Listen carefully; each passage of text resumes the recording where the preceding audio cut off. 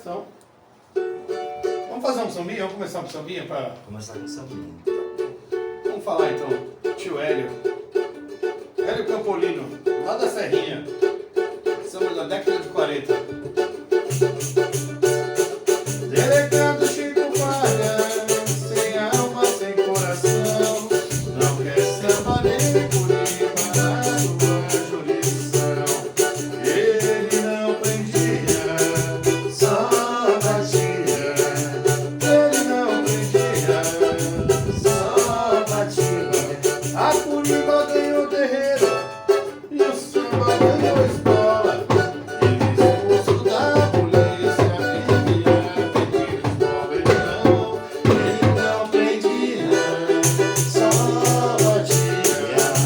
Ele não prendia, malandro, só batia. Ele não prendia, só batia. Ele não prendia, só batia. Vambora, fazer só um trechinho só pra gente entrar no clima, né? Isso aí. Eu vou ler um negócio aqui. A gente vai fazer o projeto Samba de Aruanda agora dia 3. Na realidade a gente gravou ao vivo no dia 4 de dezembro de 2022, no plano B. E foi agora que saiu. Demorou mais que um filho, né? E a gente trouxe o pai Cristiano para ajudar a gente a fazer a divulgação. E eu vou explicar para vocês por que existe o Samba de Aruanda. Até escrevi um negócio aqui. Vou ler aqui. O Samba de Aruanda existe no intuito de desmistificar e desdemonizar a história do Brasil, de certa forma a partir do racismo brasileiro que nega a sua ancestralidade. Nesse sentido, umbandas, candomblés, pajelança, povos de terreiro, todos no mesmo barco. Isso não é uma batalha que se possa ser vencido por um, mas por todos. Ditado banto traduzido.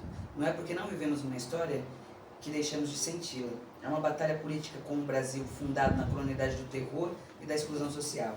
Nossas armas são o samba, as flechas do caboclo, os laços do boiadeiro, as rosas das moças, pandeiros dos ciganos, doces da criança, as capas dos Exus, os chapéus do malandro e o cafezinho do preto velho, para curar a dor e fazer nosso mundo se transformar. Então, a gente vem aqui fazer a divulgação positiva, mostrar o quão é bonito, conversar abertamente, para trazer você que é simpatizante, para trazer você que é da matriz africana, que acredita, para você também, para os seus, fazer essa divulgação positiva. Existe já uma divulgação negativa, a gente precisa da força de todo mundo, sem nenhum tipo de preconceito, todos nós unidos, para fazer a divulgação bonita. É para isso que o Samba de Aruanda existe, para cantar ponto, para trazer felicidade, para fazer a divulgação da nossa ancestralidade. Axé. Achei, né? Esse aqui é o pai Cristiano do Nascimento, ele é responsável pelo centro de Umbanda Tupinambá. Pra gente, que nem a gente conversou, é uma entidade encarnada, uma das pessoas que a gente mais admira, e eu sei que ele tem muito conteúdo pra gente estar aqui discutindo e nadando nesse assunto que a gente está criando aqui. Criando não, Está abordando. comentando, abordando. Isso aí. É uma honra para mim estar aqui, né? Eu tenho 46 anos, sou pai de 4 filhas, 4 meninas, avô de 2 netos, estou para receber meu 3º neto, e eu, desde criança, já tenho contato com essa espiritualidade, né? Me apresentando aqui rapidamente, para quem nunca me viu, conhecer um pouquinho da minha história, eu, quando eu era criança, tomava passe da minha mãe incorporada em casa. Minha mãe tinha se desiludido com alguns terreiros que ela conheceu, e ela sempre foi médium. Então ela, em alguns momentos, em casa, no fundo da casa da minha avó, incorporava caboclo, a baiana, dava um passe em alguém assim que estava precisando, e eu tenho algumas memórias bem vivas de, na minha infância, ser chamado assim na sala para tomar um passe com a baiana da minha mãe. E eu lembro também de ter frequentado algumas festas de Cosme e Damião. Depois ela se afastou dessa realidade de terreiro. E também dessa coisa da incorporação, porque no casamento com meu pai não aceitava muito, então ela não tinha muita oportunidade, e isso foi ficando distante, assim, foi ficando lá na infância mesmo. Aí passei toda a minha adolescência conturbada, muito perdido, meus pais se separaram, eu tinha 14 anos. Eu era o filho caçula, então fui o que mais senti isso. Tive problemas com droga, perdi totalmente o controle da minha vida. Nisso eu engravidei da minha primeira filha, né? Tive minha primeira filha nessa situação. Conheci a Vanessa, minha esposa, e tive minha segunda filha, ainda estava perdido nessa questão das drogas, e aí eu pedi para me internar. Me internei em 2002, no dia 6 de março. Fiquei 120 dias internado, que era o programa da clínica, saí, fui frequentar uma sala de narcóticos anônimos, e lá conheci uma pessoa que me levou para um terreiro. Fiz toda essa introdução para todo mundo entender como é que foi a minha chegada, né, para a espiritualidade, para a religião. Ele me convidou para ir no terreiro. Eu morava em São Paulo, ele também, mas o terreiro, ele morava aqui na Moca, inclusive. E ele trabalhava nesse terreiro lá no Cocá, em Guarulhos, e me convidou para ir para lá. Então nós saímos da Santa Cecília, numa reunião, e fomos na sexta-feira direto para o terreiro. Quando eu pisei no terreiro, estava abrindo a gira, e naquele dia tinha toque de caboclo. Foi a primeira entidade que eu incorporei. Eu estava do lado de fora, assim, onde fica assistência assistindo o trabalho. Quando começou a cantar com os caboclos, eu não tinha muita intimidade, eu lembrava só da minha mãe incorporando quando eu era criança. Meu coração disparou, comecei a ficar ofegante, e eu comecei a achar que eu estava tendo um mal súbito. Eu estou passando mal, você pode me arrumar uma cadeira para eu sentar? Aí eu me lembro de alguém me pegar pela mão e me levando até a parte do salão da gira, eu olhando para o chão, vendo o chão passando, assim, já meio zonzo. E aí o caboclo me arrebatou, incorporou em mim. Foi inconsciente? Nesse dia foi. Eu não consigo me lembrar, minha visão ficou muito turva, minha audição ficou bem distorcida. E aí, quando eu voltei, só me disseram, você é médium, quer trabalhar aqui? Eu falei, quero. Então você vai vir 7 sextas-feiras. Eu fui 7 sextas-feiras, entrei, fiquei 1 ano cambonando, me desenvolvi, comecei a incorporar, comecei a atender. Fiquei 6 anos nessa casa, saí, fui experienciar, trabalhar em uma outra casa de um irmão que saiu dessa casa, fiquei 1 ano com ele, depois fiquei um outro ano com outro irmão que também era dessa casa. Eu tive 2 experiências difíceis em terreiro, nesse sentido, e fiquei perdido espiritualmente, porque eu fiquei decepcionado com a atitude de algumas pessoas, que é o que acontece com a maioria das pessoas que saem de terreiro, nunca é com a espiritualidade, sempre é com o ser humano encarnado, nós somos muito falhos. E aí eu, perdido, voltei para a casa do meu pai para pedir orientação. Antes disso, tinha ido numa mãe de santo de Candomblé, amiga da minha mãe, né, São Miguel, mãe Benê, uma senhora de 1,5 m. Ela jogou os búzios para mim, foi a primeira vez que jogava búzios para mim. Jogou os búzios para mim e falou que o Ogum estava pedindo para abrir minha casa. E eu fiquei bem assustado, porque eu estava com 25 anos, tinha acabado, assim, um tempo, 31 anos, desculpa. 5 anos ali, 6 anos como médium, não me sentia preparado, minha vida desestruturada, minha vida profissional. Eu falava, como que eu vou abrir um terreiro, né? Então eu vou lá na casa do meu pai pedir orientação, na casa que eu comecei. Quando eu pisei no terreiro, ele falou, você veio aqui para eu preparar você para abrir o seu terreiro? Parece que eles já se conversaram, né? Aí eu falei, olha, eu não vim com essa intenção, mas o senhor é a segunda pessoa que me fala essa semana. Então eu quero sentar para ver o que o senhor tem para mim falar. E aí ele me fez outra proposta, igual de 6 anos atrás, 7 giras. 7 giras lá dentro, para me preparar, aí me recolher em camarinha, 24 horas de feitura de babalaô, como ele diz, no terreiro dele. E levantei babalaô no dia 17 de julho de 2002. No dia 20 de setembro de 2002, 3 meses depois, nós fundamos o terreiro. Eu, minha esposa Vanessa, minhas filhas, minha mãe, meu tio e alguns amigos. No Jardim Peri Alto. Fiquei lá por 3 meses, o lugar não era muito adequado, aí eu fui para Guarulhos. Abri no fundo da minha casa, em 2009, reabri o terreiro, na edícula. E aí de lá eu fiquei, fui para um salão de 50 metros, depois fui para um salão de 150 metros, depois fui para um salão de 300 metros. E hoje nós estamos naquele terreno lá de 500 metros. Foi um crescimento gradativo, de acordo com o nosso aprendizado, né? E aí tem bastante história para a gente ir conversando durante esses dias de hoje sobre as coisas que eu aprendi nessa minha jornada, né? Tanto jornada pessoal quanto jornada espiritual. Então acho que eu consegui fazer uma apresentação formal aqui e queria registrar que eu estou muito feliz de estar aqui e dizer que a música é uma captadora de corações, a música é agregadora e ela reúne vertentes, tentando traçar um paralelo do samba. O samba conquista quem é do candomblé, o samba congrega quem é da Umbanda, o samba convida quem é da Jurema. Todo mundo que tem essa expressão genuinamente brasileira, né, que é indígena e africana, afro-indígena, essa mistura, o samba tem essa mistura, porque no samba também tem instrumentos que vêm da cultura indígena, né?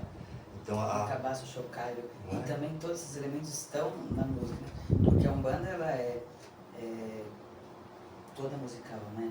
É o sentimento mesmo. Parece que quando você toca o tambor, ele não é só ouvido aqui, mas é ouvido também no plano espiritual, porque ele traz, né, os espíritos para chegar perto, para poder É um trabalhar. canto de chamamento da ancestralidade na minha visão, sabe? Que é lindo. E eu estava lendo um livro essa semana sobre Exu, falando da cultura banto, e dizia que quando os Exus se reuniam para celebrar, aquilo se chama pagodo. Olha que interessante. Porque o pagode, né? O pagode é uma... Tem gente que acha que o pagode é um ritmo. Pode ser entendido assim também, mas é muito mais que isso, né? É uma reunião, né? De sambistas, né? Que está ali falando de cultura, de poesia, de ancestralidade. E isso vem, o nome pagode, tem origem na cultura banto do nome pagodo, que é reunião de celebração, de amigos, né? Você vê que a gente está falando sobre isso. O grande lance é onde nasce um samba, no caso, junto com a religião, né? Esse entrelance aí. É o mesmo ventre, é o mesmo ventre. Mesmo berço. Quem chega num centro hoje, de candomblé de Umbanda, eu acredito que está de alguma forma passando por um problema que não consegue resolver sozinho. E busca ali na religiosidade a cura para o coração, a cura para fazer o cara ficar em pé. É como se fosse uma psicanálise, né? Assim, olha, sozinho não está indo, pelo amor de Deus. Eu já cheguei em lugares, né, e algumas vezes lá também, totalmente destruído emocionalmente, falando assim, olha, o que eu faço, né? Porque é um momento que eu perdi o meu irmão, que foi abril desse ano, e quando você confia numa religião, você vai com o coração aberto e fala assim, socorro. Né? E eu tive a irmã para o que eu precisava. Eu não pude trazer a vida para irmão, porque daí cada um tem uma história, né? Para viver. A dele se findou nesse ano e ele é meu amor. Eu sempre vou lembrar dele, sempre quando ele vai lembrar de mim, a gente vai estar ligado pela eternidade. A primeira vez que eu fui lá, meu irmão estava bem, eu lembro disso. E o Renato falou assim, você precisa conhecer o Pai Cristiano. Eu falei assim, eu quero muito ir. Foi o Cláudio e o Renato. Eu fiquei lá no fundo, estava lotado, e ouvi umas músicas de Oxum, que as meninas estavam cantando, mas eu chorei o tempo todo. Emoção. Todo. E arrepiava tudo. Eu falei, Senhor Deus, é uma emoção enorme, assim, parece que eu cheguei num lugar no qual eu... Que não faz parte desse planeta, né? É uma energia... Eu acho que o terreiro é isso, você tocou num ponto importante. Gosto de usar a expressão terreiro porque a comunidade de origem africana, esse estilo, essa personalidade banto, que traz essa sensação de comunidade, que a gente pode falar de duas coisas. O amparo que alguém pode ter no momento de um adoecimento de um familiar e da iminente presença da morte, do desencarne, né? Quando a gente começa a estudar, entender a ciência, se depara com a realidade física de despedida. Então, se você tem uma comunidade de terreiro, isso vai junto com você. Você passa por isso junto com a sua comunidade. Assim como quando um bebê está para nascer, como a minha filha que está grávida, então aquela comunidade de terreiro está toda acompanhando, todo o trabalho que tem é o Oxum, é cigano. Ontem, fizemos um trabalho de Exu, fizemos um trabalho de Xangô ontem, nós chamamos os Exu do Fogo. E ontem o Exu colocou ela de frente ao caldeirão de fogo e falou, muitas crianças são batizadas na água, poucas são consagradas no fogo. E aí colocou ela perto do caldeirão de fogo e cruzou a barriga dela. Então veja que todas as entidades que chegam a partir do momento que a gente soube que ela estava grávida, elas estão fazendo questão de todas as vezes que elas chegam, seja no desenvolvimento mediúnico ou numa gira aberta, de ir lá levar o axé para aquela barriga, porque aquela comunidade presencia aquilo que a gente está vivendo. A gente está gerando aquele filho junto, está todo mundo grávido, assim como ficou todo mundo de luto. Ainda que você não fosse uma médium da nossa corrente com mais intimidade, porque se fosse, você teria sentido ainda mais essa força e a divisão desse peso. Mas da forma com que podíamos, a gente conseguiu fazer um contraponto e de alguma maneira dar um amparo espiritual. Fez um malá com o Xangô, ele é feito de Xangô. Foi, assim, eu acredito, não sei nem se tem a ver com o contexto, mas já que a gente está aqui, que o meu irmão, por tudo, ele era para ir para o umbral do kardecismo. Mas ele viveu esse umbral aqui na Terra e foi preparado para estar num lugar melhor na hora do desencarne que foi recebido. Eu acredito piamente nisso, sendo filho de Xangô, então tudo que ele tinha que acertar, ficou acertado aqui. E aí assim que esse corpo ficou, o espírito está livre. Foram 3 anos de muita luta, ele parou de beber, ele emagreceu uns 80 aquilo que ele tinha que emagrecer. E Ele acertou as contas dele para poder ir com a consciência em paz. Não foi isso? Isso aí.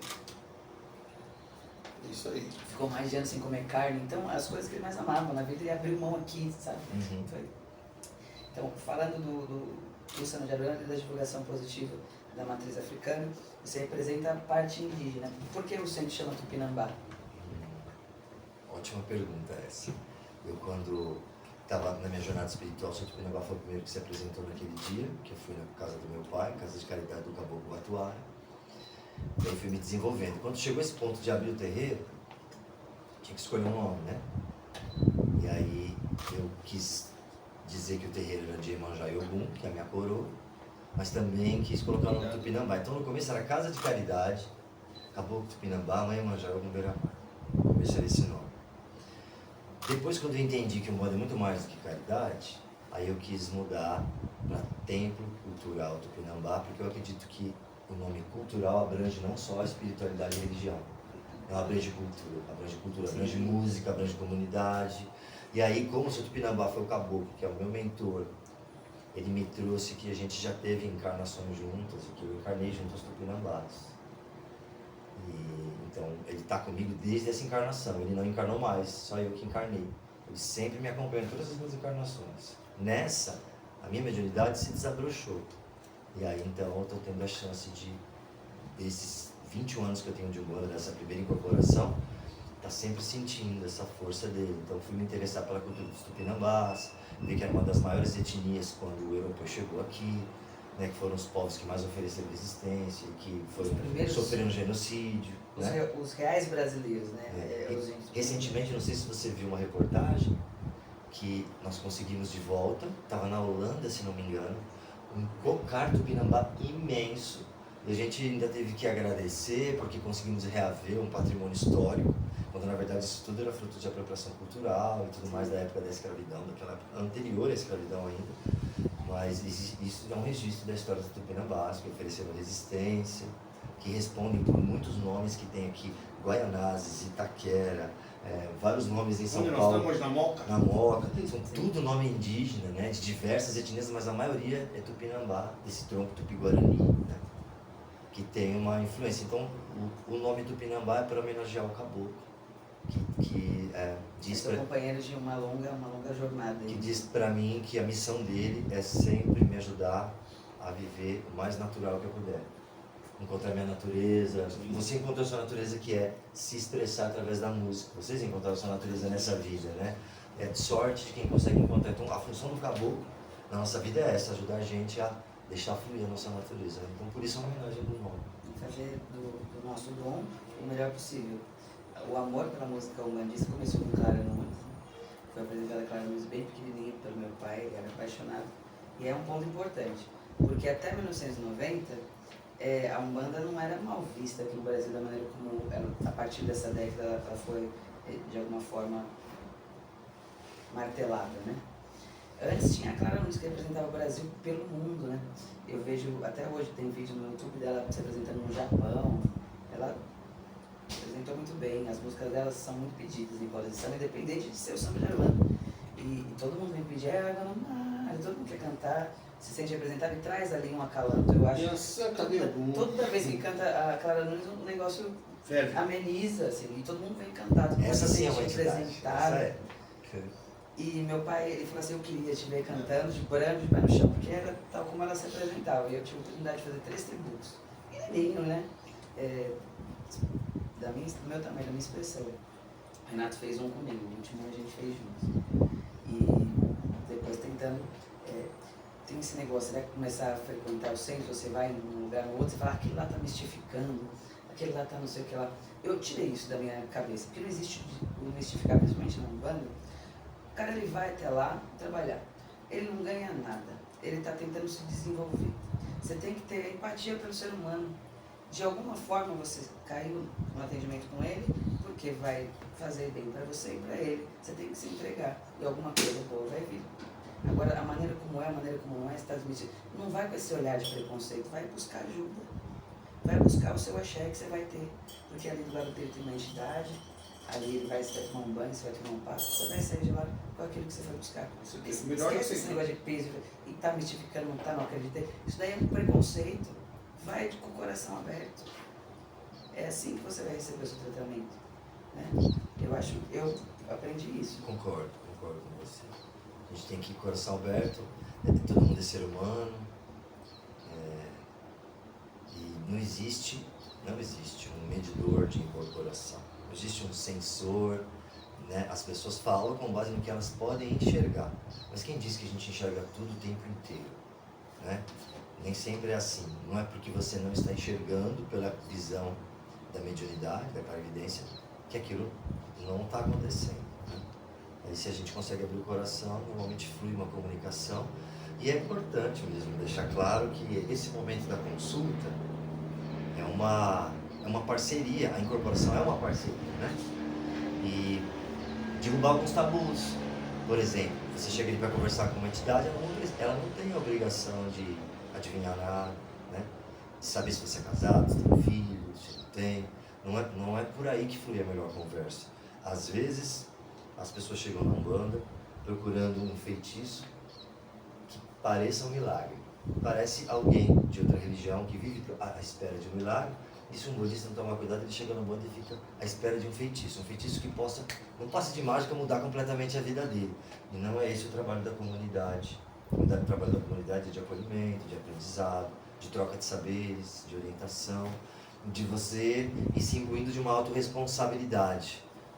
Essa autorresponsabilidade de se conectar com a sua ancestralidade. Acho que esse é o ponto mais primordial de todo esse encontro, de todo esse cruzo. Respeito, né? Como diz o Simas, o cruzo, né? O cruzo do samba com o cruzo do candomblé, da umbanda, indígena. Então todo esse cruzo parte do mesmo ponto, da comunidade que se respeita, que se ajuda, né? que trabalha pelo equilíbrio entre os homens e as mulheres. A gente tem muita coisa para aprender dentro dessa espiritualidade. Isso aí. Né? Falar do Simas, uma música nós gravamos dele, A Dona da Alegria. E nós recebemos esse vídeo num aplicativo aí, TikTok. ele estava batucando e cantarolando a música. E não parecia o nome dele, não conhecia o autor, não conhecia nada. Nós ficamos lá procurando quem será o autor, estava chegando a gravação, quem será o autor. Gravou a música, e sem falar com ele. E aí, ela tá vendo uma Clementina de Jesus. Clementina de Jesus. E eu do lado, no cômodo do lado, eu escuto a voz. Eu falei, é ele. Ela falou, ele o quê? Ele é o compositor da música. Vamos pesquisar. Aí entramos lá na ficha técnica, aí chamo Luiz Antônio Simas. Professor. Nossa, ele é demais, vamos Esse é estudar o trabalho um dele. cara que faz muito aquilo que a gente está tentando divulgar para os nossos amigos, com a nossa expressão, a divulgação positiva da matriz africana, da religião das matrizes africanas, do samba principalmente. Ele faz uma divulgação muito bacana, muito bonita. Isso aí, um forte abraço. Ele é escritor, professor, demais. formador de conteúdo, é um cara incrível. Assim. Agora estamos estudando ele, né? Viramos fã dele também. É muito legal. Eu vou contar a minha história. Eu comecei, minha irmã tinha uma colega que tinha não era um terreiro, ela tinha um espaço na casa dela que ela recebia umas entidades lá. Eu fui lá visitar a primeira vez, era aqui pertinho, inclusive. Ela faleceu, a Rosa. E eu fui a primeira vez e eu adorei aquilo lá. Ela ia para mim, o hinduísmo, sabe? Ela misturava ali, um negócio legal. Eu falei, ela faleceu, fiquei um tempo sem lugar nenhum. Eu estudava no MMDC ali em cima, tinha um terreirinho ali perto. Um dia me deu na cabeça e falou, vou entrar. 16 anos. E entrei. E fiquei lá até meus 20 anos, até a dona falecer. E o terreiro acabou fechando. Eu cheguei a fazer desenvolvimento, fui batizado lá. A casa que eu adorava. E fiquei perdido. Aí ali, aqui, ali, não ia em lugar nenhum. Até que um dia minha mãe tinha um cabeleireiro, o Anderson. Ele falou, cortando sem conversar de religião, ele falou, você não quer ir no terreiro? Eu falei, eu quero esse terreiro, vai em Guarulhos, do pai Cristiano Nascimento. Eu falei, eu vou sim, vou lá. E pastor, vai segunda-feira, que a gente esquerda, essa segunda, vai lá. Eu falei, vou lá conhecer. Eu cheguei lá sozinho, não conheci ninguém. Dei de cara com o seu Maraboa, lá na porta bateu. Ele veio, me deu um trago lá, entra aqui comigo. Foi a primeira vez que eu pisei lá. E dei passagem lá e nunca mais abandonei o senhor. Você faz que... Não lembrava desse encontro com o seu Marabu. Foi com o seu Maraboa. Foi te buscar lá Foi na me buscar porta. lá na porta, tinha acabado de chegar. Eu pisei e o seu Maraboa foi me buscar. Foi a primeira vez que eu fui lá. Acho que foi Não lembro o ano, 2000. E o samba, chegando aqui época? Esse terreiro que você trabalhou influenciou muito? Ou seja, eu já Não, eu já antes? vinha do samba. Meu irmão, ele já era do samba antes que eu. Então eu fui influenciado por ele. Ele já disputava samba Rosa de Ouro, um monte de lugar aí. Eu ia com o cavaquinho, ver o samba, disputa de samba enredo na escola de samba, e eu ficava lá tentando aprender. E ficava olhando. Eu tocava piano, não instrumento de corda. Eu fui pegando, eu fui aprendendo e me acostumei com o cavaquinho. E por gostar da religião, de vez em quando eu estava na roda de samba, eu cantava um ponto. Eu via que a galera vinha. Eu cantava pra puxar, a galera vinha. Puta, era uma festa. Dói, com pombagira, vinha. Sino da igrejinha era uma loucura. Falei, cara, eu vou criar um repertório disso. Aí em 2016 para 2017 eu criei um grupo. Que era só voltado para a religião, mesma coisa. Aí teve uns encontros, cada um foi pro seu lado. E nesse intermédio eu conheci a Vanessa.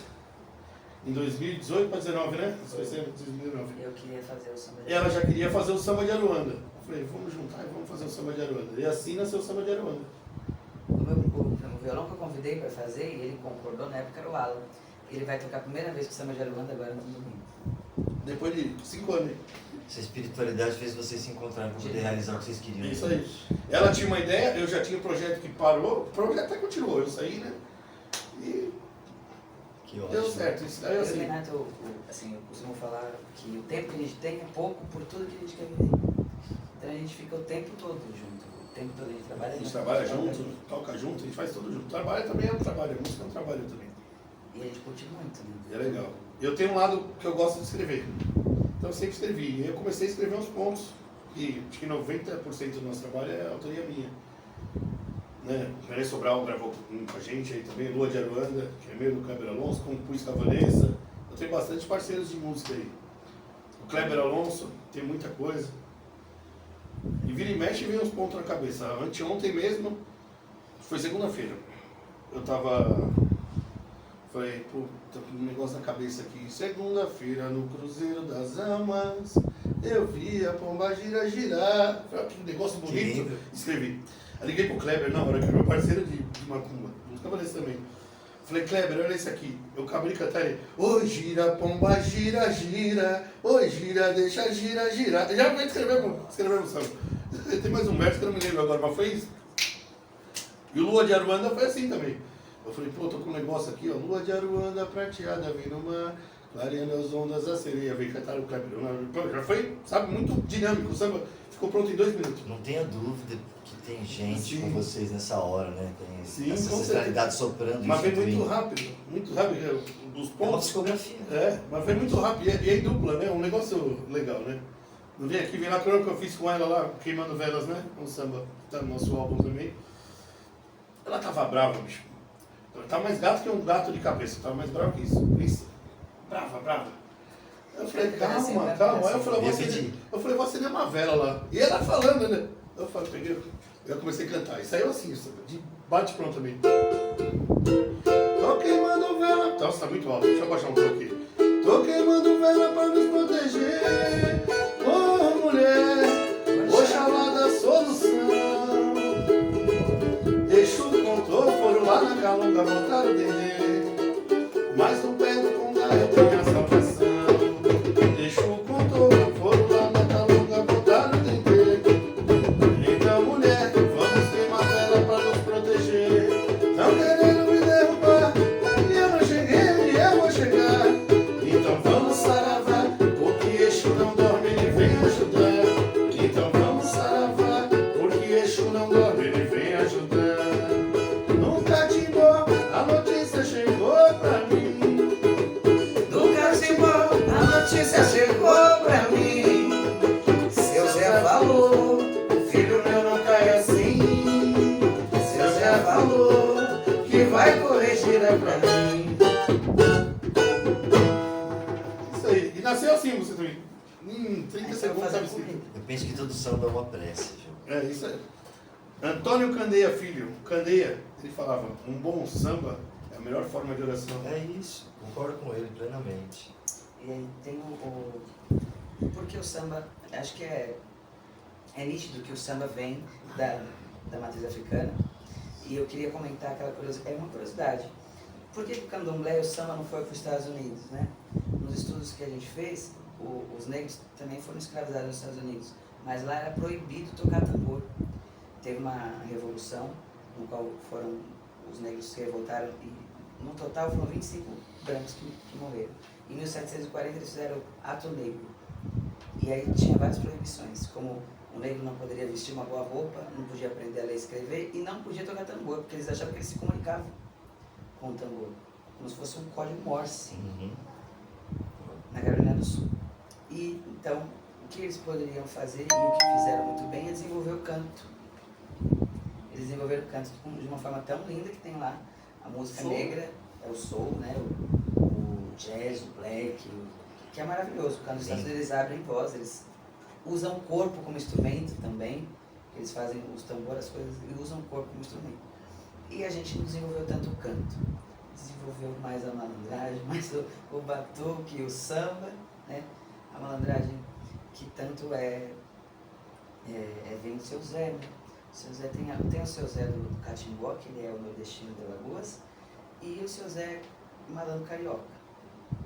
Tem alguma coisa para falar sobre isso? Ah, interessante. Antes eu queria falar sobre a Clara Nunes e lembrar que ali na década de 80, ela, Martinha da Vila e muitos outros viviam na televisão.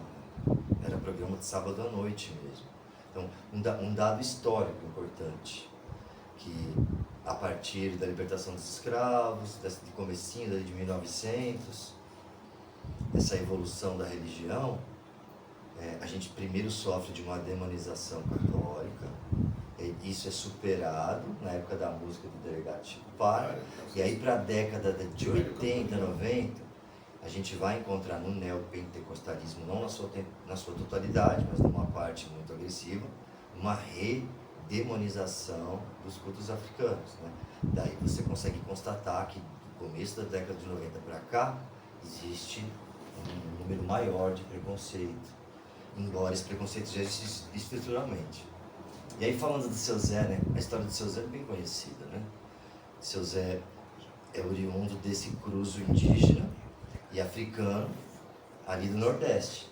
Então ele é de berço de rezador, de feiticeiro, né? De benzedor. A fama dele de doutor é porque nessa época, no Nordeste, você imagina, não tinha estrutura. Então quem é que cuidava das pessoas que ficavam doentes, virava bucho, picada de cobra, essas coisas? Os feiticeiros do matos, aqueles que não eram indígenas, mas tinham aprendido muito com os indígenas, né? E aí o catimbó é a mistura de um catolicismo popular, a influência indígena e a influência africana. E aí Seu Zé é oriundo, Seu Zé é oriundo dessa estrutura.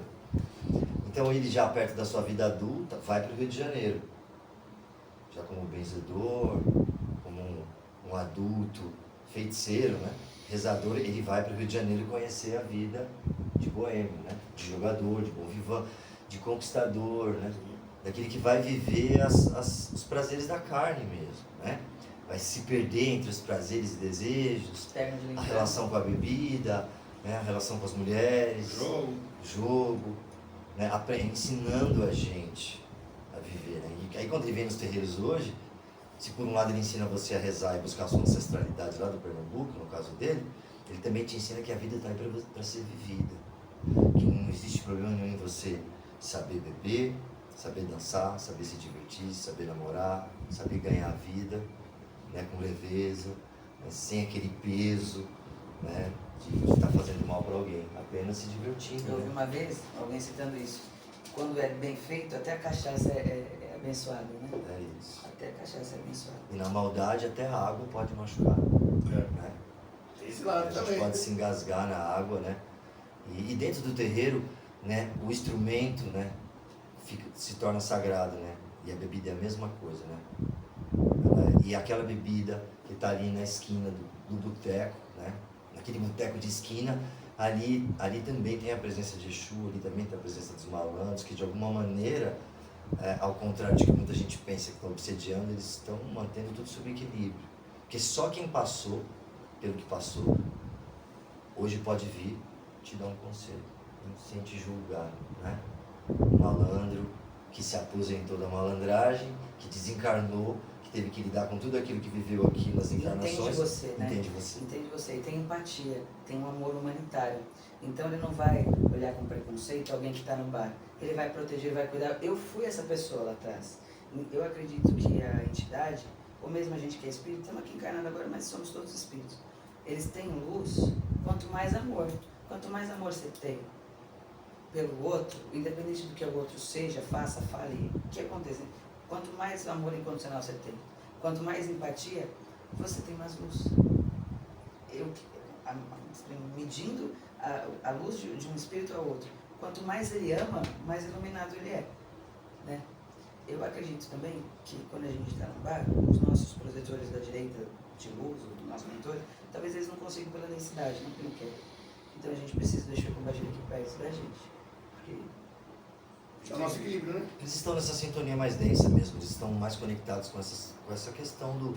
Porque para mim, um dos grandes desafios da encarnação é aprender a equilibrar desejos, prazeres, junto com todas as obrigações que a gente aprende a ter na vida aqui. Você precisa buscar seu dinheiro, se sustentar, mas lidar com desejos e prazeres. Então isso está muito conectado com o Exu, com o Pombagira e com os malandros, e eles estão nos orientando. com a ética, né? Porque eu acredito na Essa malandragem, é o malandragem. contrário. É na ética. É assim, o bom malandro é aquele que devolve o troco errado, né? É aquele que não faz com o outro porque ele sabe que lá na frente o que ele fez volta. Isso daí é lei para mim planetária. Então, se eu puder, eu vou orientar meu filho nesse sentido. Que tudo que ele... Deus me livre, assim, uma frase de Chico Xavier. Deus me livre de fazer mal para alguém. Numa das entrevistas que ele fez. Não porque ele é bom e ele era bom. Muito bom. Um espírito iluminadíssimo. Iluminadíssimo. Mas ele sabe que com tudo que ele fizer aqui, de alguma forma ele vai revelar. Não como um castigo, mas como um aprendizado. Então, eu acho que a gente precisa entender que a ética e a forma correta de lidar com o outro é uma autopreservação nossa. Porque não tem como coisa errada dar certo. Essa é a malandragem do seu Zé para mim, no meu A coração. função dele é ajudar a gente a ressignificar essa palavra, porque ela também foi banalizada, né? Porque, de uma maneira geral, as pessoas acham que o malandro é aquele que trapaceia, que mente, né? Que trai. E ele vem ensinar a gente que o malandro é aquele que, se você está num compromisso com uma pessoa, então você conquista essa pessoa todo dia, né? Que a verdadeira malandragem é ser honesto, né? É dizer a verdade, é ser transparente, é assumir as fraquezas, né? Dessa forma a vida vai para frente. É assim que vai. Que nem lá. Às vezes a pessoa quer um tratamento milagroso na Umbanda. Eu lembrei de uma frase que o senhor colocou lá nos stories. Você é responsável por aquilo que você atrai. Então, dessa forma, já dá para você ver muitas coisas de como está indo lá a sua vida. Se você traz boas coisas, tem que ter pensamentos positivos, você tem que ser uma pessoa correta consigo mesmo, né? Tentar ter empatia pelos seus e pelos outros. Aí a coisa vai começando a andar direito. Eu penso assim, isso que me remete a essa frase, você é responsável por aquilo que você atrai. Então, não adianta eu tomar um banho de erva se ao mesmo tempo eu praguejo, eu brigo, eu sou uma pessoa rancorosa, eu sou uma pessoa... Assim, eu sei exatamente como que é para ser, mas eu faço o oposto. Então não adianta, o banho vai funcionar. Ele vai funcionar se você tiver fé e se você quiser melhorar. Não faz um tempo que você colocou isso. Verdade, verdade. Porque às vezes a gente olha para o céu e fica reclamando o que as coisas estão acontecendo com a gente, né? Existe uma fissura das pessoas com a questão da obsessão, do obsessor. Existe um exagero de transferência de responsabilidade. Assim como em algumas doutrinas, às vezes a gente terceiriza a responsabilidade culpando um diabo, um demônio. Às vezes, na espiritualidade, algumas pessoas ficam sempre responsabilizando os obsessores, quando na verdade, se eles chegaram até a nossa intimidade, é porque lá dentro a gente abriu a porta de alguma maneira. Então, eu preciso me responsabilizar por aquilo que eu estou atraindo, que é o que eu estou pensando, o que eu estou sentindo, o que eu estou falando e principalmente o que eu estou fazendo, né? Quando eu começo a mudar minha vibração, mudar minhas palavras, mudar o assunto, mudar os lugares que eu estou indo, eu vou percebendo que tudo à minha volta vai mudando. Sim. Eu vou atraindo outras pessoas, assim como vocês se atraíram um para o outro a partir das experiências que você teve lá do grupo, que acabou se desfazendo, acabaram se atraindo um pelo outro. Se estivessem vibrando outro tipo de intenção negativa, pode ser que vocês se encontrassem, mas em outras circunstâncias, que ia ser outro motivo que atraiu você. Então você também assume os méritos. Porque se a incorporação é uma porta que a gente abre por dentro, o processo de obsessão é o mesmo. Só que existe o contrário também. Existe a influência positiva. O espírito bom que está vibrando coisa positiva para você. Que faz com que a gente... O presente da gente ter conseguido ir lá no centro, de estar tendo aqui hoje. Essa oportunidade aqui para nós é... Você lembra quando eu falei que que a pessoa me levou para conhecer o terreiro pela primeira vez? Depois de um ano, essa pessoa foi expulsa do terreiro. Porque ela teve muitas atitudes ruins lá. E aí eu fiquei pensando, poxa vida, mas ele me trouxe aqui. Olha o que a espiritualidade fez. Ela trabalha com as armas que ela tem. Sim. Se eu não fosse levado para aquele terreiro naquele momento, fosse arrebatado, eu não sei qual seria a minha história espiritual. Eu estava muito perdido, procurando um caminho. Sim. Então ela não foi buscar alguém perfeitinho para me levar. Ela foi buscar um cara todo torto. Se você me revelou isso, falou assim, então, às vezes a gente escreve certo por aleatório. Mas olha, se esse cara foi responsável por te levar na família espiritual, imagina quanta bênção ele vai ter independente ali. Sim. Porque quantas pessoas você ajudou nessa solução de vida, Sim. né? É como se fosse um psicólogo da alma. Onde quer que eu encontrar ele, eu vou agradecer por essa... E vai ter eu fico pensando assim, tem aquele livro Nosso Lar, eu fui criado no kardecismo, né? Uhum. E tem quando ele falece, no filme mesmo, que tem um filme dele. Quando ele falece, ele deveria receber, tem tinha um computador lá, ele deveria receber orações. E era tudo tão fútil, ele não tinha religião.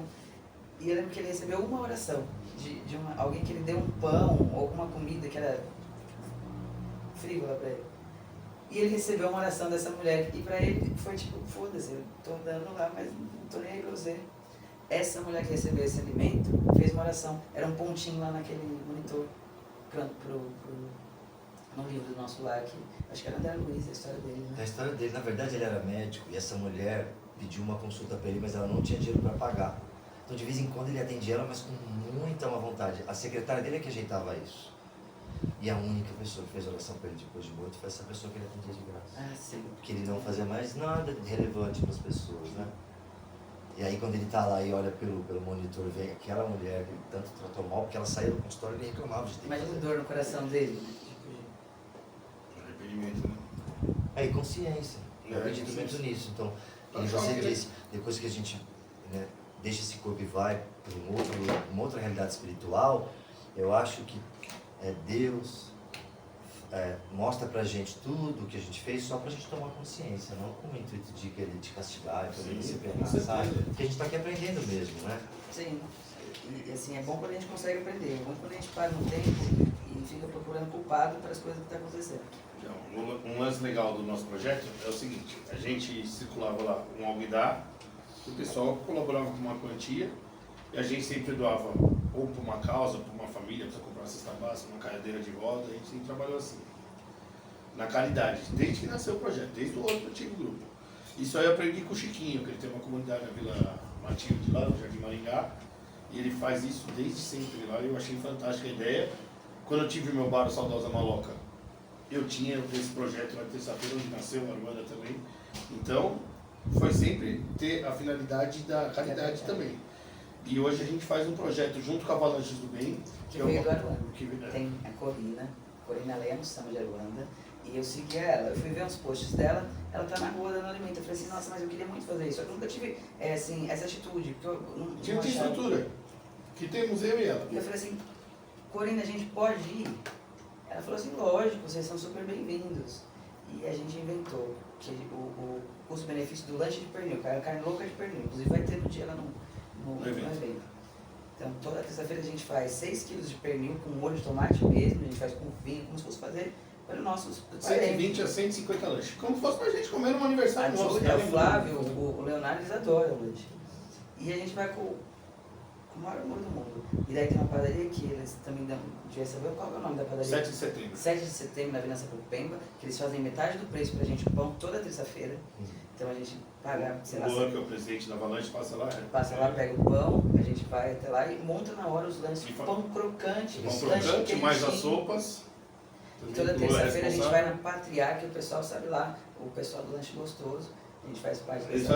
fazem festa quando a gente chega. O pessoal do lanche gostoso chegou. Faz Isso uma organiza, fila. é mó barato. A gente de vez em quando divulga o trabalho. E eu queria que quem pudesse lá, que vai lá, já está certo, que vai lá no trabalho nosso no dia 3, leva 1 quilo de alimento pra gente fortalecer o A ação no Avalanche final de também. ano. Do dia 16, nós vamos fazer uma ação na comunidade Chubei. Fica perto da cidade de Tiradentes, ali, Suzano. É bem carente, É bem carente comunidade. mesmo, é alta vulnerabilidade ali. É bem difícil a vida deles. Então, tem uma comunidade, então, 102 crianças, E 70 famílias. 70 famílias. Nós já conseguimos doação de roupa, brinquedo e sapato para as Pra todas as crianças. crianças. Para todas as crianças. Já tá, e a meta de cesta básica está quase concluída. Que bacana. E nós vamos fazer uma festa no dia lá também, vamos fazer um almoço, vamos fazer uma bagunça. Aí eu vou falar com o pessoal da Sob Formosa, que a gente compra as coisas, ver se eles dão um pernil já assado pra gente fazer o Uma almoço deles. responsabilidade. Não, quem puder fazer, quiser fazer. Quiser fazer, quem quiser ir com a gente no dia também entregar, Fazer a vai festa. ser no dia 16 de dezembro, logo depois da festa. Você vê que você não precisa ter um terreiro aberto para você ajudar as pessoas, né? Para ter ações sociais dessa natureza. É, a gente- tem terreiro que não faz a metade do que vocês estão fazendo. Então, A gente É que volta- assistência, um faz assistência Assistência, espiritual, outro faz assistência Sim. social, né? assistência espiritual, às vezes você pega uma pessoa derrubada, sem conseguir andar, que dirá, quiçá fazer um trabalho social. Você deve ter lido tantas pessoas que de alguma forma bonita conseguiu fazer pelo seu ali a partir daquele atendimento uma coisa bacana. Entendeu?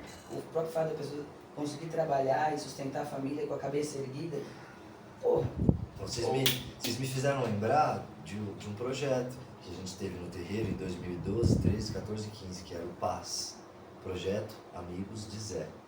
E aí tinha um chapeuzinho aqui na camiseta, chapeuzinho de seu Zé com a bengala, escrito Paz. E a gente todo último sábado do ano, antes do Natal, último sábado antes do Natal, a gente ia pra Praça da Sé com 1.500, 2.000 marmitas. Na época eu conhecia o dono de um restaurante industrial que fazia aquelas comidas para empresas, esses Sim. panelões do tamanho dessa sala aqui. Então ele dava 500 marmitas e a gente fazia mais tantas e parávamos os carros ali bem na calçada da Praça da Sé no sábado, penúltimo sábado do ano, meio-dia. tem que ir com um ônibus na E Praça é da Sé. muita gente, assim, É muita muita gente, muitas histórias, de gente chegar em mim assim e falar, e aí, Pai de Santo? Nunca vi a pessoa.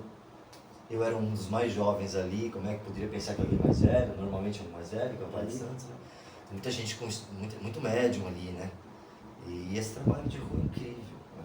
É incrível. Para nós é uma lição, toda terça é uma lição. Uma coisa É um trabalho de Exu de compaixão. Eu quero falar da lei da vadiagem, antes da gente terminar, mas eu vou citar uma coisa que o Renato me falou. Às vezes, vai lá na fila, não só um morador de rua que está lá passando esse, às vezes vai um usuário de droga.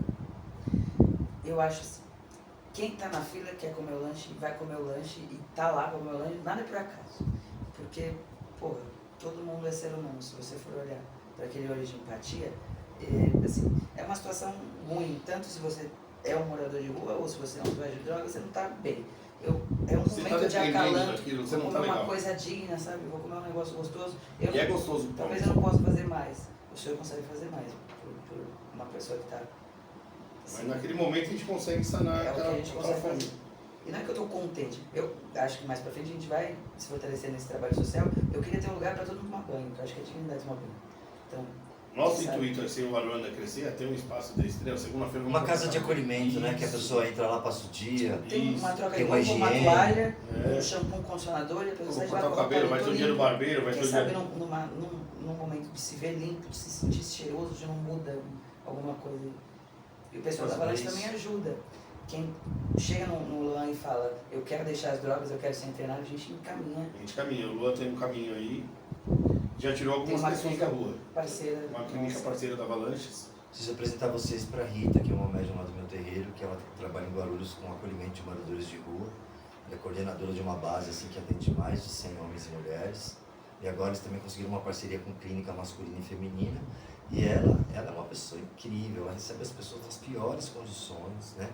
E às vezes a pessoa acaba vindo a óbito, não tem ninguém da família e ligam para ela. Falam, olha, ela sai de onde ela está, ela vai reconhecer, ela faz um velório rápido, para a pessoa ser enterrada com dignidade. Ela já levou muita gente para internação, ela acolhe tudo que é tipo de gente. Bacana, hein? Então a gente tem que conectar vocês com elas Que a gente e quem consegue. sabe a gente não consegue pleitear para o futuro, criar um estatuto, porque existem em vários lugares em São Paulo, em Guarulhos, que você consegue concessão de uso de terreno por 100 anos, igual a escola de samba consegue. Sim. Sim. E aí você tem que só ter uma contrapartida, e a contrapartida vocês já dão, né, que é dar uma estrutura básica de alimentação. Você estava falando aqui que vocês estavam diminuindo a importância do que vocês fazem, vocês não podem fazer isso, porque assim, sem comida não dá para ter nada. você não tem espiritualidade, não tem roupa, não tem família, você não tem intelecto, você não... A comida é o princípio básico. A gente não deveria passar por isso aqui. A gente é o país que mais exporta comida, com o maior rebanho de gado, que mais planta comida do agronegócio. Né? Tem uma história de um indígena que uma vez veio um caiapó, na década de 80, veio para cá e conheceu os centros de abastecimento aqui, o CEASA, e ele, no meio da visita, quis ir embora, porque ele disse assim: como que tem aquele monte de gente lá na porta pedindo comida e vocês com tanta comida empilhada guardada aqui dentro? Me leva embora daqui, vou voltar para a floresta. Lá não falta comida para ninguém, e a gente nem tem tanta comida guardada assim. Então, comida é um bem comum, né? Então, vocês estão fazendo uma reparação social, uma reparação estrutural, uma reparação humanitária. E assim, não é que eu minimizo, mas eu acho que eu recebo muito mais do que eu dou. Sim, entendi. Mas é muito digno esse trabalho, assim, né? Tô falando com vocês aqui, fico me arrepiando o tempo inteiro, assim, porque... Eu falo que nossa semana começa só depois da terça-feira. Terça-feira é o dia que a gente vai. Porque muita casa de religião impõe restrição. Uma pessoa como essa que vocês acolhem na rua, ela não entra na maioria dos lugares espirituais. Tem alguém ali na porta que não deixa ela entrar porque ela tá suja, porque ela tá fedida, porque ela tá bêbada, porque ela tá drogada. E na fila da marmita, todo mundo é igual. Não é? Isso aí. E a gente coloca assim, tem 50, 60 pessoas. Se ela quiser mais um, volta na fila. Tem dia que a gente consegue matar a Tem dia fome. que dá pra O cara comeu 3 lanches, sabe? Tipo, e Dá chega gosto assim, de ver, né? e Pô, fala, o cara, comi uma 3, felicidade. E às vezes a gente reclama que o bife ficou meio salgado em casa, né? Ou que tá muito bem passado, não tá do nosso Tá doido. contento, né? Mas eu vou falar um negócio pra você. Criança. Eu quero um dia, se a gente tiver a oportunidade de fazer uma festa lá no centro, eu vou levar o pernil que você vai experimentar. Que é um dos melhores lanches. Eu falo, minha família adora, assim, mesmo. É o que a gente faz como se fosse pra gente. É isso né? aí, Com essa carinho, com é a amor. verdadeira, É alho, esse é o molho verdadeiro de- axé, né? Molho de tomate com tomate mesmo. Eu Tempera faço com vinho com branco, vinho. faz um maior capricho. Faz é como se sensacional. estivesse fazendo pra você e sua família É comer. isso aí. É o que a gente quer fazer no dia 16, a gente quer fazer um almoço muito legal. Esse pernil que eu quero da Formosa, a gente compra para passar o Natal lá na casa do Renato. Eu queria que ele, se for da vontade dele, doasse pra gente levar no almoço da comunidade lá de Chover. Maravilhoso. É muito legal. Então, vamos falar do samba, a religião do... O que o samba tem a ver com a religião? Tem tudo. Já é subentendido. Mas no começo, logo depois da abolição da escravidão e tal, os negros, eles não eram mais escravos, mas ao mesmo tempo eram, porque eles não tinham emprego. Né? Eles não tinham lugar para morar. Então, eles iam trabalhar onde? Porque não era porque aboliu, eles vão voltar para a África e volta tudo a ser. Muito pelo contrário. Eu estava conversando com um pai que, quando foi feita a escravidão, quando eles foram trazidos para cá, eles procuraram separar as famílias, separar os bairros. Eles vinham para cá e, tipo, as pessoas que estavam com ele naquela fazenda, eles não conheciam ninguém.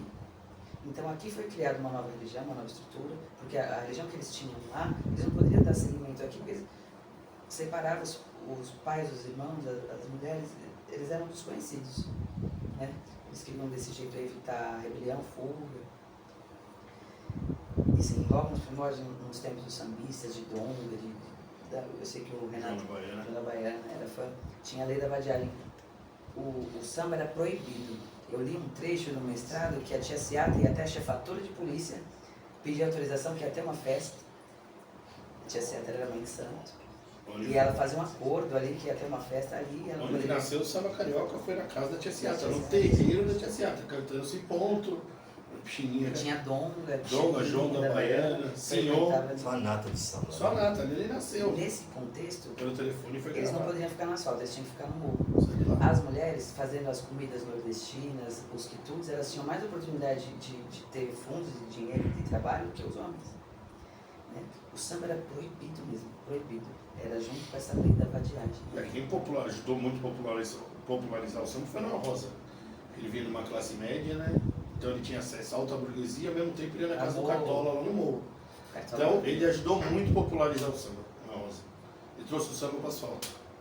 E essa conexão, por mais que a gente diga que a música conecta todas as vertentes, então, esse nascimento do samba, ele está totalmente relacionado a uma macumba carioca. Né? Sim. Que é a história do Zélio, é importante a gente falar sobre isso. A história do Zélio é de um homem branco, filho de militar, de classe média, com família política. Então, gozava de um certo privilégio naquela época. A gente está falando de 1908, 20 anos após 1888, que foi a libertação dos escravos. Então aquela espiritualidade que se manifesta num centro kardecista, ela vai se legitimar por todos esses privilégios, por todo esse contexto que eu estou citando. Tanto que a tenda espírita Nossa Senhora da Piedade, ela leva o nome espírita por quê? Porque ela pega uma carona no lugar que o espiritismo já tem ali naquela sociedade de classe média. Naquela época só estudava espiritismo quem tinha dinheiro para ir para a Europa. O espiritismo está chegando ainda no Brasil, ele é muito elitizado. Então você percebe que surge, todo mundo começa a incorporar caboclo, então surge essa história do Zélio, que por nosso país ser muito racista, é uma história de alguém branco, então ela vai sendo validada, vai tendo documentário, vai tendo entrevista, então vai sendo documentado tudo isso. Ao mesmo tempo, surgiu a história do Tata Tancredo, que era um tata de macumba. Qual que é a diferença da macumba para a umbanda? A umbanda do Zélio não tinha tabaque, a macumba do Tata tinha. Então, essa macumba do Tata era totalmente banto, africanizada totalmente. Tanto é que em 1941, nós estamos falando de 1908, em 1941, o próprio caboclo das Sete Encruzilhadas cria um congresso. Se você puxar na internet hoje, você consegue a ata desse congresso. E ali tem vários escritores, pessoas que estão colocando seu ponto de vista, querendo separar o que é coisa de branco e o que é coisa de preto. Então, dali para frente, a Umbanda do Zélio fica bastante sincretizada com o catolicismo, bastante espírita, com um olhar de karma, né, com um olhar de evolução, de reforma íntima e tal. E no paralelo, vai surgindo ali a macumba carioca, que valoriza muito mais a cultura da capoeira, a cultura da música, que é onde vai nascer o samba, vai dar origem à escola de samba, vai dar origem à cultura de resistência, vai se conectar com os quilombos, né? E aí hoje a gente consegue entender que em algum momento essas duas umbandas se cruzaram, mesmo uma tendo sendo legitimada com mais facilidade e a outra tendo que sobreviver nos guetos ali no morro, né? Mas as duas ganharam adeptos, e esses adeptos abriram seus terreiros e se misturaram. Então quando eu chego na Umbanda em 2002, quase 100 anos depois dessa do Zélio, eu já encontro um terreiro que reza Pai Nosso, mas tem atabaque, ou seja, fica claro que as duas umbandas se misturaram. E aí agora a gente só está precisando cada vez mais legitimar, dar os nomes, né? Entender o que vem da onde, para a gente poder não se apropriar culturalmente de nada e fazer o que você está fazendo aqui, que é valorizar essa cultura, porque a cultura banto ela é inclusiva, ela tem origem africana e preta, mas ela inclui o branco, ela inclui o indígena. Então é a filosofia banto que inclui tudo isso. Eu queria que tivesse a cultura brasileira, que é a mistura do índio, do negro e do branco. E tem. É o que eu sou. Eu sou descendente de índio e de negro. Eu sou brasileira. E isso eu respeito os meus ancestrais. E quero fazer a divulgação disso de uma forma muito positiva, porque eu acho que é a coisa mais linda. E sim, eu toco tambor e me arrepia. O tipo de música que é o ponto me envolve de uma maneira que mexe com o meu coração. Me emociona. Me sinto, eu pertenço. É um reconhecimento de ancestralidade mesmo, né? Parece que a primeira vez que você ouviu isso, que você já era dali. Como se tivesse saudade. É uma saudade de uma coisa que você não está lembrando, né? Mas eu vim daí, eu vim de lá. Por quê? Porque você está se encontrando com a sua ancestralidade, né? Com aqueles que vieram antes de você preparar esse caminho. E agora, quando você encontra isso, e começa a dar vazão, viver isso, aí você se encontra. O Renato queria fazer a menção, o samba paulista o samba de Pirapora. O que acontece é o seguinte, tem um manuscrito de Mário de Andrade, né? Mário de Andrade. Isso lá atrás. Tava com uma certa seca no interior de São Paulo, uma plantação de café lá. E foi passar uma rede no rio, como em Aparecida do Norte, acharam uma santa, Pirapora. Colocaram lá a santa, perto das lavouras lá. E lá os negros iam batucar para santa. Daí começou o batuque de Pirapora. E vinha gente de outro lugar ver o que está acontecendo. Está prosperando a sua aqui e minha plantação não vai. Então eles iam lá pedir a bênção para santa e para o batuque de Pirapora. E ali começa o movimento. Então todo mundo ia lá. Eles gostaram do Rio de Janeiro, via gente de todo lugar. Do Minas, para ver o que eles estavam fazendo para encostar. Então, os negros batucando, só que eles não ficavam, eles não reverenciavam, eles ficavam de costas, mas eles gostavam do batuque. E segundo o Mário de Andrade, está no manuscrito dele. Isso é uma coisa muito bacana. Ali nasce o samba de Pirapora. E um cruzamento cultural forte, né, da samba É. com a cultura africana, né? É. Aquela hora que você estava falando da região que os negros vêm da África, na África, no Benin, ali na Nigéria, nessa cultura banto, são duas culturas específicas que vieram em maior quantidade para São Paulo, a cultura queto e a cultura banto. A cultura queto foi mais colocada na Bahia. Aí isso explica o candomblé, que dentro da cultura queto existe o culto de orixá. E o culto de orixá, ele pra gente entender, você está aqui em São Paulo, é como se São Paulo cultuasse orixá, Minas Gerais cultuasse outro, Rio de Janeiro outro e Pernambuco outro. Assim que era feita lá, a gente chamava de nações, né? O que hoje foi dividido em estados com a atualização geográfica. Então, dentro desse tronco, na Goiorubá, todos os lugares cultuavam os orixás. Então, em Oió se cultuava Yansan e Xangô. Em Irê se cultuava Ogum. E assim por diante. Exu se cultuava em todos os lugares. Então, quando teve a questão da escravidão, os escravos dessa região de Queto foram levados para a Bahia. E os escravos da cultura banto foram levados em sua maioria para o Rio de Janeiro.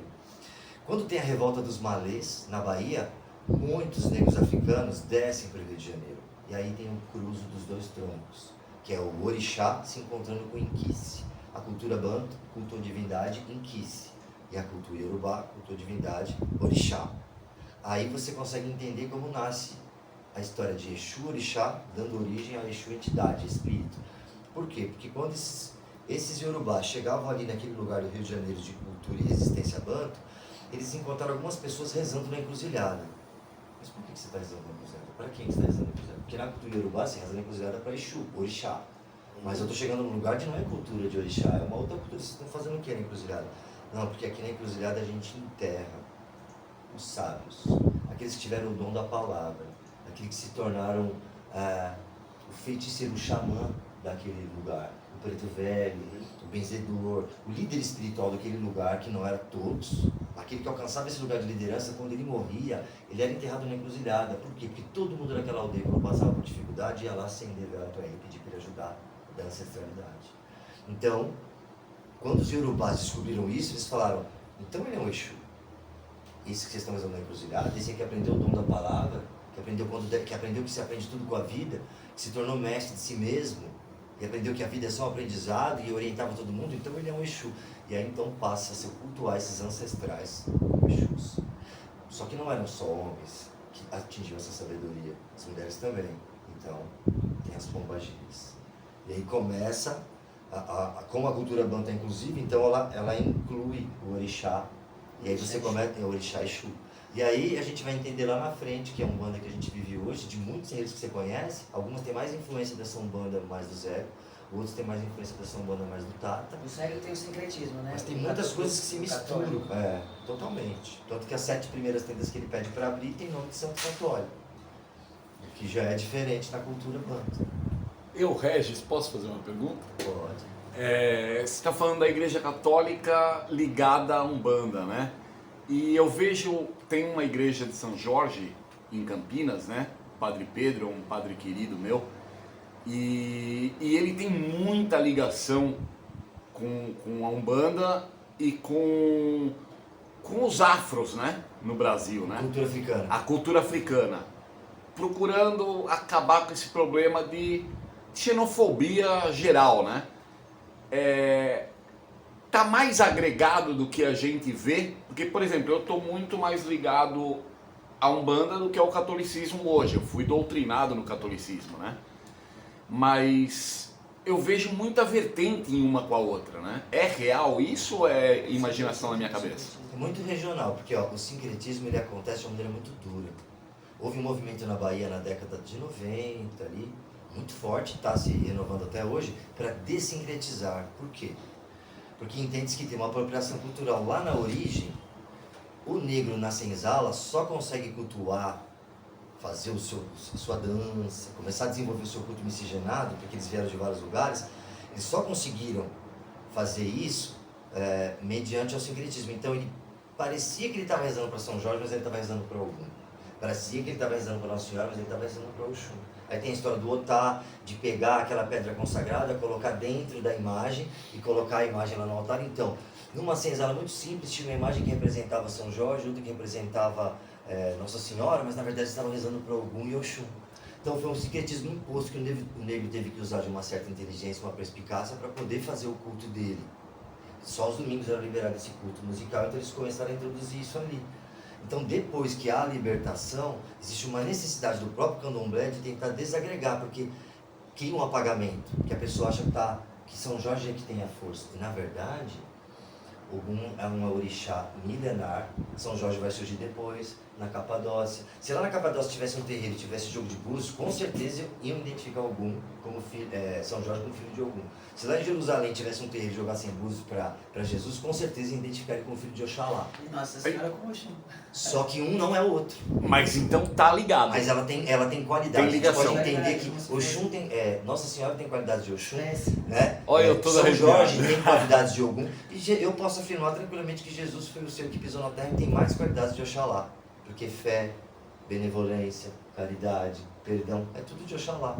É que a gente não precisa diminuir dizendo que Jesus não existiu, mas se a gente fosse entender assim, é um ser humano que é o Oxalá materializado na Terra. Assim como no hinduísmo, Krishna, eles entendem que é Brahma Vocês ficaram sabendo? encarnado. A irmã dele comentou, a mãe dele comentou com a gente que teve um padre que falou axé. E ele foi muito criticado. Obrigado, viu, pai Cris? E ele agora falou que vai falar axé em toda a missa. Vai falar axé. Diversas vezes durante a missa. Sério, tem muitos padres que não tem preconceito, que querem agregar, né, que querem receber as pessoas. Na igreja de Nosso Senhor do Bonfim, todo ano tem a lavagem da igreja. E eu já vi em alguns lugares outros padres também abrindo as portas da igreja para receber o pessoal de axé. Isso é interessante, né? Muito interessante. Vai contra, né, ao preconceito, mas eu acho que a gente está nesse caminho. Sim, De quebrar isso. vai ser o caminho. É isso que a gente está aqui. Posso cantar uma música para criança vacilar esse preconceito aí? É do Luciano Bom Cabelo, né? Me veio na cabeça agora. O João Martins gravou com ele. João Martins gravou com ele, fala muito. A intolerância que chutou a santa e queimou o terreiro. Santa ignorância que remete aos tempos lá do cativeiro. Em nome de qual Senhor, esculacha morador. Que na sexta veste branco, esse é o meu povo de santo, sobre a mão do opressor. Mas por favor, respeita meu alredar, respeita o povo de santo, que eu respeito teu altar. Mas por favor, respeita meu orixá, respeita o povo de santo, que eu respeito seu altar. É isso aí. Lindo, né? Bonito demais, né? Luciano Bom Cabelo, João Martins. É só respeito, né? É só Eu respeito. costumo dizer que quando você chega no terreiro, você pode chegar sem nada. A única coisa que não pode faltar é o respeito. Você pode chegar sem dinheiro, sem saúde, sem esperança, sem fé, sem amigos. Mas você não pode chegar sem respeito. Se você chegar com respeito, tudo isso que você não tem, você pode encontrar dentro do terreiro. Né? Sim. A gente tem que partir desse ponto e essa música fala sobre isso, né? Respeito, né? Respeito. Respeito o povo de santo. Respeita o povo de. Assim, uma coisa também. O cara que aqui no Brasil não gosta de samba é difícil, a maioria das pessoas gosta de samba. O Zeca Pagodinho, ele é devoto de São Cosme e Damião, né? E fez. Qual é aquela música que o Zeca Pô, Pagodinho tem uma fez? direita, só quem acredita, né? Mas tem mais uma que ele fez lá. Mesmo se não fosse, não seria assim. Sabe Ele faz porque ele fez Peixu, Peixu. que a gente cantou. O Zeca? Não tô lembrado. Também não tô lembrado, hein, Peixu. Fugiu. Aquela do Poste, peraí. Não é dele, né? Vai sem Mas braço? ele cantou. Falando de gerência, mais que eu tô É, cantando, foi. né? Eu até cantaria esse mesmo. Deixa eu lembrar isso aqui.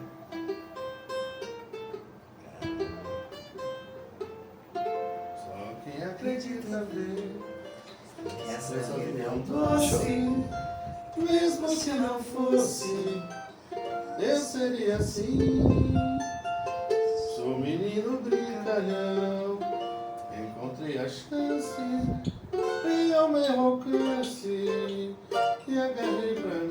Eu dou, viva Cosme Damião, eu dou, viva Cosme Damião. Essa vida não amargurada, essa gurizada me fez nascer e hoje eu sou cobra criada. Samba e beijada fala de querer. 27 de setembro, eu sempre me lembro, não esqueço de dar bocada, paçoca, suspiro, pipoca, como bala, bola, cuscuz e manjericão. Eu dou viva Cosme Damião, eu dou Viva Cosme Damião. Essa aí é assim, ó. Eloriel Vilela. Zeca gravou. Ah, meu filho, do jeito que você tá, sou um homem que pode te ajudar. Ah, meu filho, do jeito que você tá, sou um homem que pode te ajudar. Eu estou ensinando isso a você, mas você não tem sido muito bom. Tem sido mal filho, bom marido, ainda puxa saco de padrão. Fez candomblé de companheiro teu, e ele botou feitiço em você. Agora sou o homem meia-noite, que teu caso pode resolver. É meu filho, do jeito que você tá, sou um homem que pode te ajudar. Ai, meu filho, do jeito que você tá, sou um homem que pode lhe ajudar. você pega a garrafa de marafo. É marafo que eu vou dizer o nome. Meia-noite, Sucena, meia-noite. Destampa a garrafa e chama o homem. O galo vai cantar, você escuta. Reia tudo no chão que tá na hora. E se o guarda noturno vem chegando, você olha pra ele e ele sai andando. Meu filho, do jeito que você tá, é um homem que pode te ajudar. Ah, meu filho, do jeito que você tá, sou um homem que pode te ajudar. Essa música aí é o mesmo cara que fez 16 toneladas. Gente. Eu Então, sei eu que queria é dizer muito que legal. Não conhecia, adorei. Como é que eu não podia conhecer essa música? Adorei. A maioria das pessoas aqui no Brasil gosta de samba. E a maioria dos sambistas, assim como o Zeca Pagodinho, é adepto das religiões de matriz africana. Ah, espera mais uma água lá, por Assim favor. como Clara Nunes, Zeca Pagodinho, a maioria deles, né? Martinho da Vila, na minha casa todo mundo é bamba. Aqui tem... Na minha casa tem reza, como que é? Gilberto Gil também, né? Caetano Veloso, Gal Macumba Costa, lá Maria na minha casa, Bethânia. tem, né? Maria Bethânia. Ah, a gente tem vários artistas também que a gente tem revelado, né? Juliana Paz, Sim, né? Diogo Nogueira. Esses dias a Cléo Pires também fez um casamento na Umbanda, é da Umbanda, o marido dela também. Eu acho que nunca é demais fazer divulgação positiva. Vamos falar, o Pixinguinha foi um grande mestre do choro, acho que o maior artista brasileiro, né? Ele compôs uma música na década de 30 lá que era uma cumba pura, né? Pode falar, né? Era assim, ó. Oi, que cor no terreiro, essa lua de é, faz inveja pra gente que não tem mulher. Já que tá de preto velho, é uma festa de amor. Já que tá de preto velho, é uma festa de amor. Oi, tem nega de Oxum, de Oxalá, de Emanjá, o Mucamba de Oxóssi é caçador. Ora viva Nanamburu, o Mucamba de Oxóssi é caçador. Ora viva Nanamburu.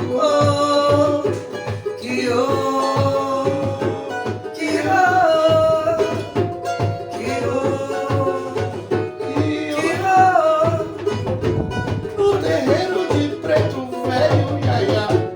Então vamos saravá, aqui meu pai chamou. Foi gravado na década de 40.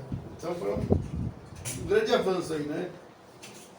O primeiro samba que eu me recordo de ter ouvido quando eu era bem criança, talvez você saiba o ano dele, que é um samba bem famoso, mas o que me ocorre agora, assim, de eu tentar puxar na minha memória, de molequinho, a primeira coisa que eu ouvi e reproduzi, mas não sabia o que era, mas já tinha uma coisa de orixá, por ser samba enredo, aquele... Eu vim descendo a serra, cheio de euforia para Não descer vou lembrar agora. o mundo inteiro. A parte que eu queria citar Sim. Bebei o meu samba, papai de santo rezar. Contra o mal olhado eu carrego o meu patuá. Eu levei o meu samba pra mãe de santo rezar. Contra o mal olhado eu carrego o meu patuá. Não acredito, acredito ser mais somente dessa luta do rochedo com o mar.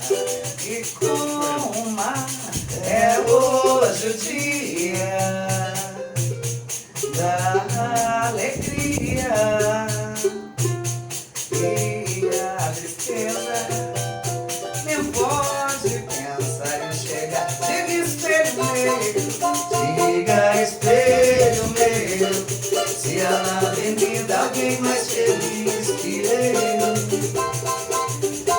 Diga espelho meu, se há na avenida alguém mais feliz que eu. Sabe de que ano que é esse samba? Não me lembro. Pô, é da década de 80. Sim, mas não me lembro. Então não eu me devia lembro. ter uns 10 anos, assim. Na época que eu... Eu conheço ele tudo, mas não me lembro. Vou falar, vou inventar. Então, não me lembro mesmo. Vamos encerrar? Vamos? Eu quero agradecer a presença pra gente fazer a divulgação do nosso evento, que vai ser no dia 3, tá todo mundo convidado. Muito obrigada mesmo, eu não vou esquecer mais esse dia. Um dia A especial gente para pode nós. conversar daquilo que É nosso ídolo, nosso mestre. É lá é o lugar que a gente chega sangrando e sai curado. É, É o lugar que a eu gente... quero voltar. Eu sei que nem saí daqui ainda, mas eu quero voltar. E vocês Ó, fizerem com algumas sim. pessoas, eu quero vir aqui também. Vamos sim. a gente, Quero ver se um dia eu comprei trago o de livro. Ale comigo, quero Pô, combinar será de uma trazer honra. ele aqui, a gente vem junto. Porra, será A um gente comprou privilégio alguns para nós. livros que tem a ver mais ou menos com a nossa conversa, eu dei umas pescadas nele, Luiz Antônio Simas, depois É bom até indicar pro pessoal, porque Assim. ele é um escritor incrível, assim. uma história do Brasil, Com bandas. bandas. Daí tem da Cláudia Alexandre, que ela faz uma menção do samba paulista, que é com a Vai Vai Orixás, no terreiro sagrado do samba, Exu e Ogum, no candomblé da Vai Vai. que é Tem legal. esse outro do Simas também, ó. O Corpo Encantado das Ruas. Acho que quando a gente divulgar, a gente pode colocar ali, né? Citar os livros, porque é Sim. muito importante. Né? Agora esses saberes estão vindo à tona, então quanto mais gente tomar consciência, melhor é, né? Ajuda a gente nessa nossa... Vamos cantar uma Com música certeza. do Simas para acabar? Vamos. Que leva o nome do nosso álbum. Dona da Alegria. Dona da Alegria. Que legal. Homenagem pra ele. Homenagem para ele. Homenagem ao povo da rua também. Também. Descendo a Serra Maria, numa ventania ocanda, foi fazer encantaria com o povo da Fundanga. Maria, dona do corpo, rodeado de alegria, Deus sabe que não é morto o corpo que rodopia. Maria, podia bater. O olhar dos 7 maridos, A rosa vai no cabelo. a falha vai no vestido. Que beleza tamanha. Ela chega nessas dias, Das tavernas da Espanha. Canta, povo, pra saudar Dona Maria. Canta, povo, para a Dona da Alegria. Canta, povo, pra saudar Dona Maria. Canta, povo, para a dona da alegria. Linda música. E viva o Simas, linda essa música. Incrível. Gente, obrigado. Pra mim foi maravilhoso. Depois a gente vai ver os comentários aí. Obrigada mesmo. Vamos lá, muito obrigado, Pai Cristiano. É uma satisfação, uma honra estar com você aqui. Deus abençoe, Satisfação meu toda irmão. minha. Oxalá sempre que cubra de bênção. Satisfação toda minha, viu? Muito obrigado, uma honra estar aqui, estar participando desse momento especial, que acredito que vai abrir uma série de outros momentos com outras pessoas e essa experiência vai ser incrível para vocês. Vocês vão aprender Já a está poder sendo, já trocar. está maravilhoso. Eu estou muito feliz de estar aqui, gratidão. Um abraço. Beleza.